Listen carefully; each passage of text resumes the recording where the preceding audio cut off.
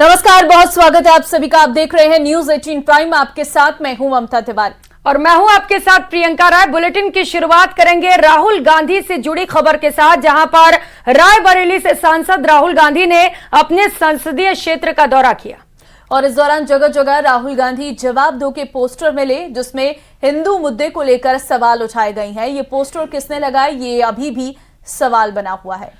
तो आपको बता दें कि रायबरेली में नेता प्रतिपक्ष राहुल गांधी से सवाल पूछते ही पोस्टर से सियासत आई है। ये पोस्टर मेरे ठीक पीछे आप देख पा रहे हैं। इसी पोस्टर को लेकर सियासत चल रही है, देखिए रिपोर्ट। मुझे ऐसा प्रतीत होता है कि राहुल गांधी जी डरे हुए हैं। माँ से बेटा बात करता है ना, वैसे बात की है। लोकसभा में नेता प्रतिपक्ष राहुल गांधी अपने लोकसभा क्षेत्र रायबरेली पहुंचे। राहुल गांधी के रायबरेली दौरे के विरोध में तमाम हिंदू संगठनों ने पोस्टर लगाए। हिंदुओं को लेकर लोकसभा में दिए राहुल गांधी के बयान पर नाराजगी जाहिर कर रहे हैं। राहुल गांधी जवाब दो के पोस्टर लगाए गए हैं। हिंदू को हिंसक कहने से नाराज लोगों ने ये पोस्टर लगाए हैं। पोस्टर में लिखा है, रायबरेली के हिंदू मतदाताओं ने अपने को हिंसक कहने के लिए आपको वोट नहीं दिया था। राहुल गांधी किस धर्म के हो, जवाब दो।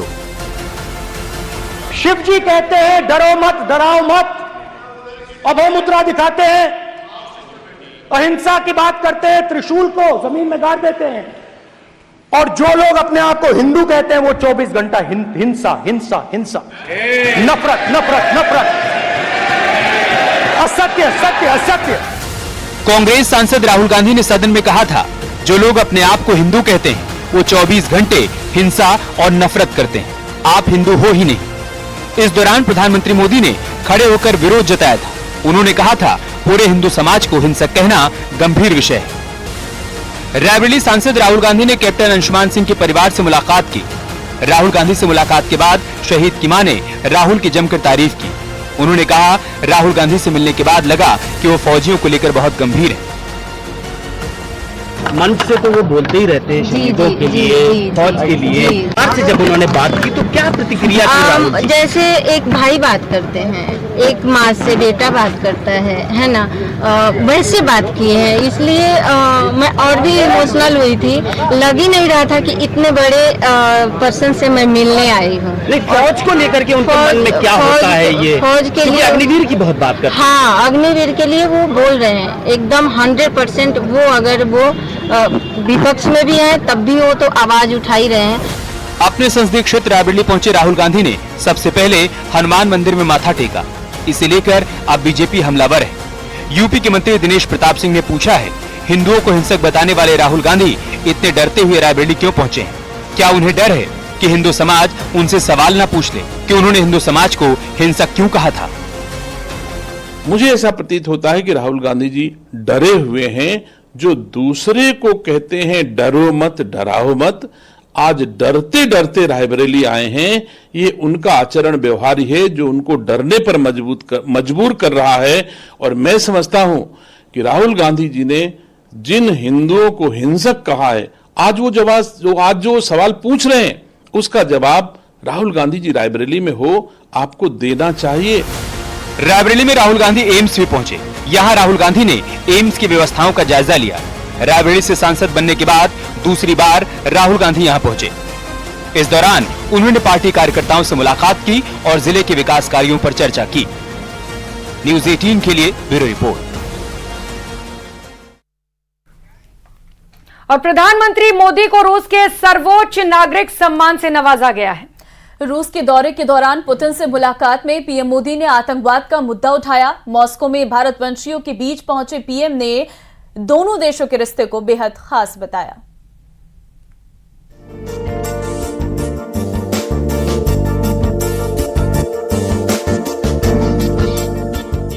रूस के सर्वोच्च अवार्ड से सम्मानित करने के लिए मैं हृदय से आपका आभार व्यक्त करता हूं। और इस तरह पीएम मोदी को मिले अंतर्राष्ट्रीय सम्मानों की सूची में एक और सम्मान जुड़ गया। मॉस्को में पीएम मोदी को देश का सर्वोच्च सम्मान Order of Saint Andrew the Apostle से नवाजा गया है। राष्ट्रपति व्लादिमीर पुतिन ने खुद उन्हें सम्मानित किया। प्रधानमंत्री नरेंद्र मोदी रूस का ये सर्वोच्च सम्मान पाने वाले भारत के पहले नेता और पहले प्रधानमंत्री हैं। ये सम्मान सबसे बेहतर काम करने वाले नागरिक या फिर सेना से जुड़े लोगों को दिया जाता है। यानी भारत रूस की भरोसेमंद दोस्ती भले दशकों पुरानी है, लेकिन सर्वोच्च नागरिक सम्मान के लिए रूस ने मोदी को चुना है। इस तरह रूस उन 10 से ज्यादा देशों में शामिल है जिन्होंने पीएम मोदी को अपने यहाँ का सर्वोच्च सम्मान दिया है। सम्मान के बाद पीएम मोदी ने रूस को धन्यवाद दिया, साथ ही कहा कि ये मेरा सम्मान नहीं, भारत के 140 करोड़ देशवासियों का सम्मान है और ये पुरस्कार उन्होंने भारत की जनता को समर्पित किया। रूस के सर्वोच्च अवार्ड से सम्मानित करने के लिए मैं हृदय से आपका आभार व्यक्त करता हूं। यह सम्मान केवल मेरा सम्मान नहीं है, यह 140 करोड़ भारतवासियों का सम्मान है। यह भारत और रूस की सदियों पुरानी गहरी मित्रता और आपसी विश्वास का सम्मान है। यह हमारी special and privilege strategic partnership का सम्मान है। पिछले लगभग 2.5 दशक से आपके नेतृत्व में भारत और रूस के संबंध हर दिशा में मजबूत हुए हैं और हर बार नई ऊंचाइयों को प्राप्त करते रहे हैं। पीएम मोदी को मिला ये पुरस्कार इस बात का प्रमाण है कि रूस और भारत के बीच एक खास रणनीतिक साझेदारी विकसित करने और दोनों देशों के बीच संबंधों को नई ऊंचाई तक ले जाने के लिए मोदी ने बेहद महत्वपूर्ण योगदान दिया है। Bureau report, news 18। कठुआ के जंगलों में छिपे आतंकियों तक सेना किसी भी वक्त पहुंच सकती है। ड्रोन, हेलीकॉप्टर, नाइट विजन कैमरे से सर्च ऑपरेशन जारी है। और सूत्रों के हवाले से खबर सामने आ रही है कि कठुआ हमले की साजिश पाकिस्तान में रची गई थी। पाकिस्तान के बहलावरपुर में हमले की पूरी प्लानिंग हुई। देखिए रिपोर्ट।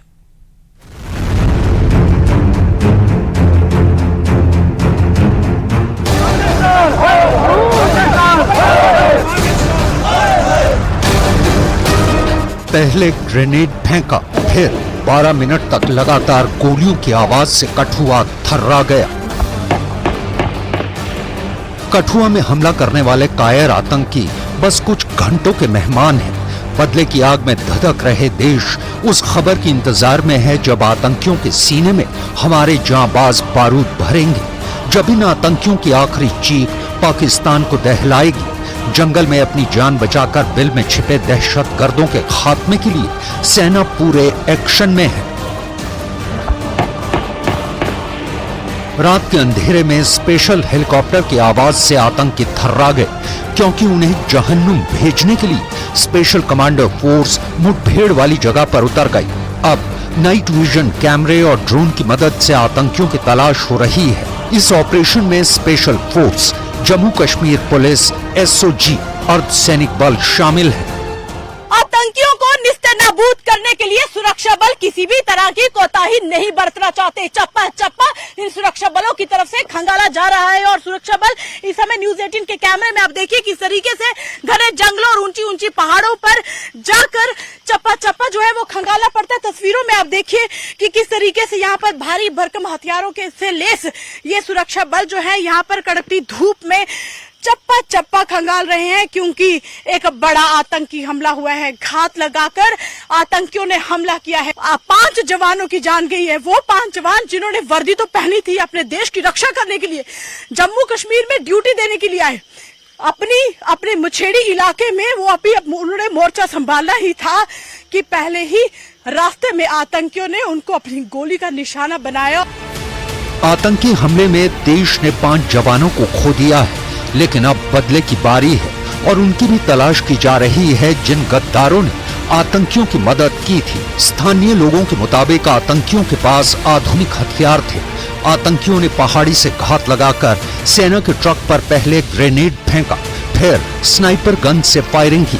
सेना ने भी काउंटर फायरिंग की, लेकिन आतंकी जंगल में भाग गए।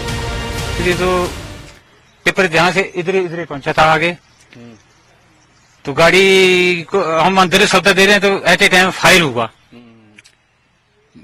छोटा फिर बड़ा हो गया।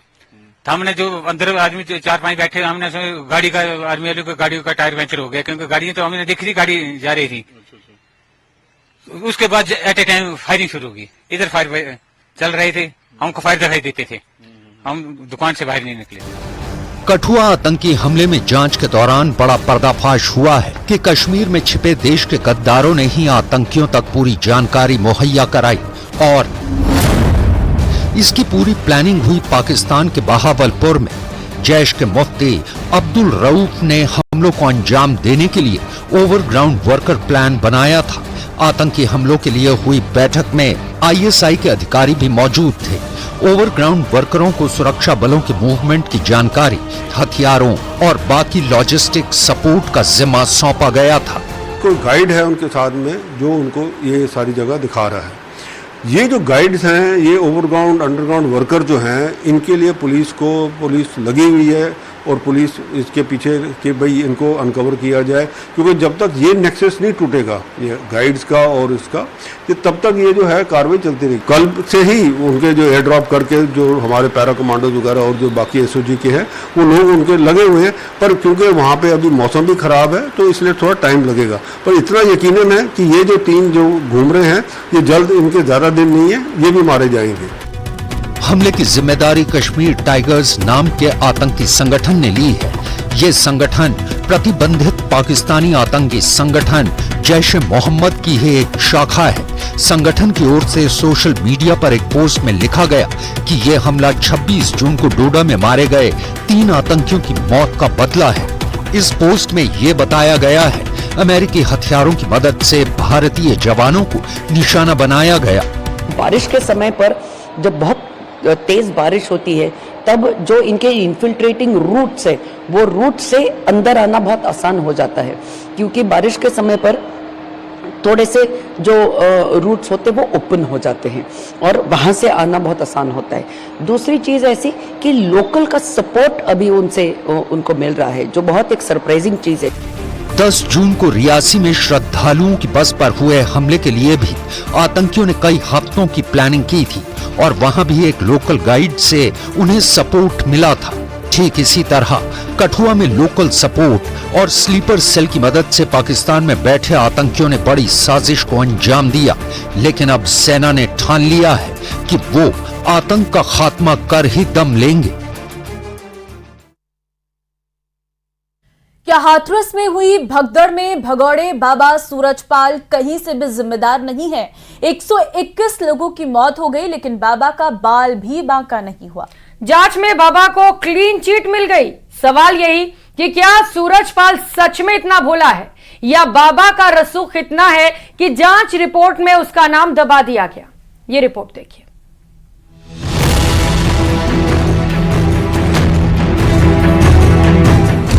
7 दिन से हाथरस वाला बाबा कहां छिपा है, पुलिस अभी तक पता नहीं लगा पाई है।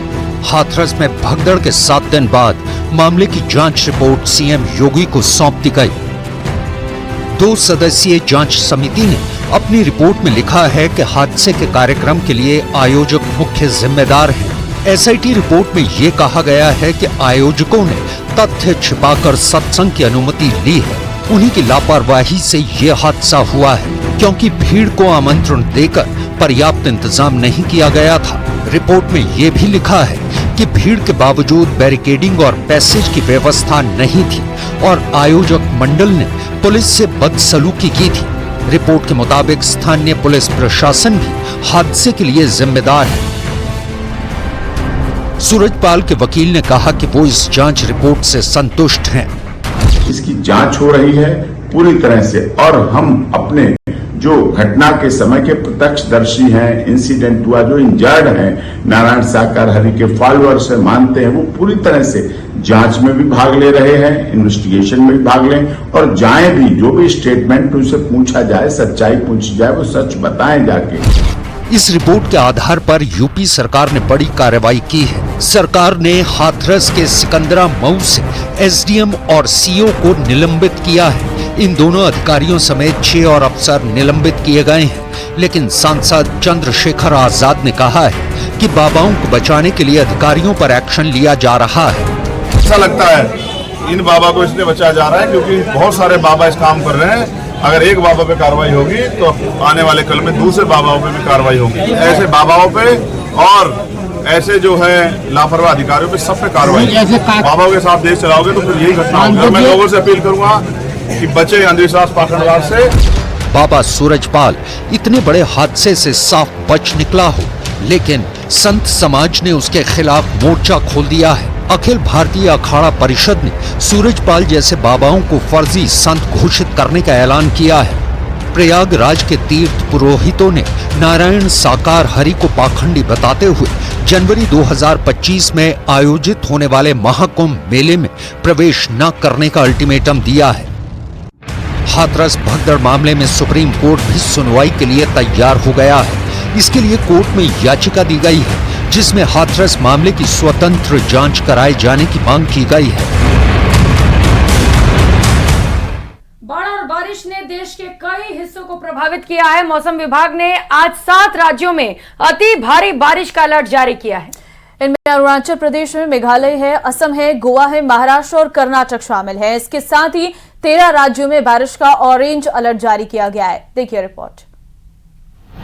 मुंबई में मौसम का रेड अलर्ट। स्कूल कॉलेज को बंद रखने का आदेश। कुदरत के भयानक ट्रेलर से सावधान। मौसम ने अपने तेवर दिखाना शुरू कर दिया है।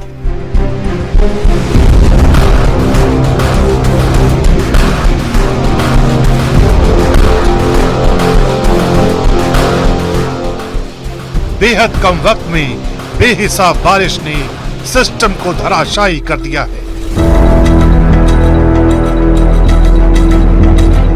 महाराष्ट्र के अलग अलग जिलों में हालात बद से बदतर हो रहे हैं। एक ही दिन की बारिश ने मायानगरी मुंबई की हालत खस्ता कर दी है।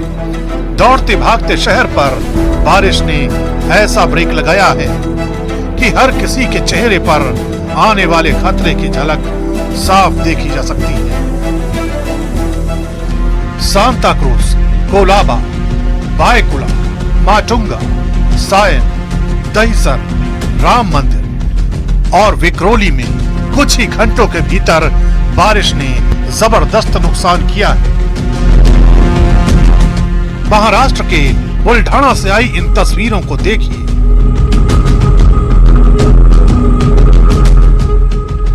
मूसलाधार बारिश की वजह से आई बाढ़ ने गांव के गांव लील लिए हैं।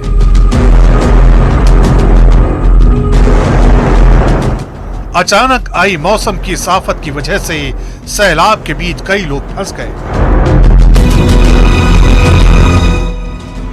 कोलरी गांव में फंसे इन लोगों को पहले तो स्थानीय लोगों ने रेस्क्यू करने की कोशिश की, लेकिन जब बात नहीं बनी तो प्रशासन तक खबर पहुंचाई गई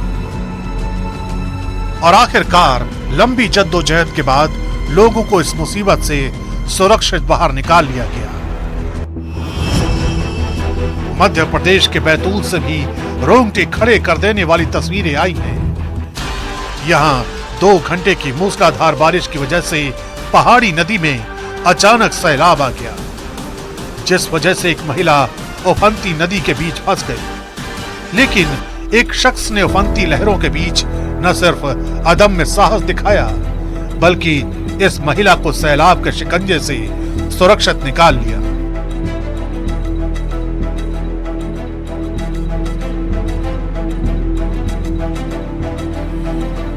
उत्तर प्रदेश के पीलीभीत की तस्वीरें भी देख लीजिए। शारदा, देवहा और खकरा जैसी नदियां खतरे के निशान से ऊपर हैं और इसका नतीजा आप तस्वीरों में देख सकते हैं।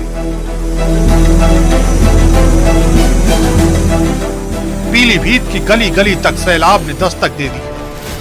आपकी नजर जहां तक जाएगी वहां बाढ़ के पानी का कब्जा है। पानी ने यहां अमीरी और गरीबी का भेद मिटा दिया है। ऑफिसर्स कॉलोनी में सैलाब पहुंच चुका है, लोगों के घर डूबे हैं। पीलीभीत जैसा ही हाल शाहजहांपुर का भी हो चुका है।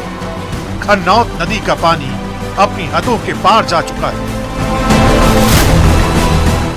सैकड़ों आशियाने सैलाब में समा चुके हैं। किसानों की फसल बर्बाद हो गई है।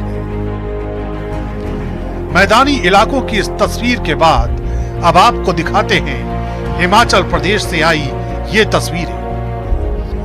यहां शिमला में ब्यास नदी विकराल रूप ले चुकी है, जिसका असर निचले इलाकों पर साफ देखा जा रहा है।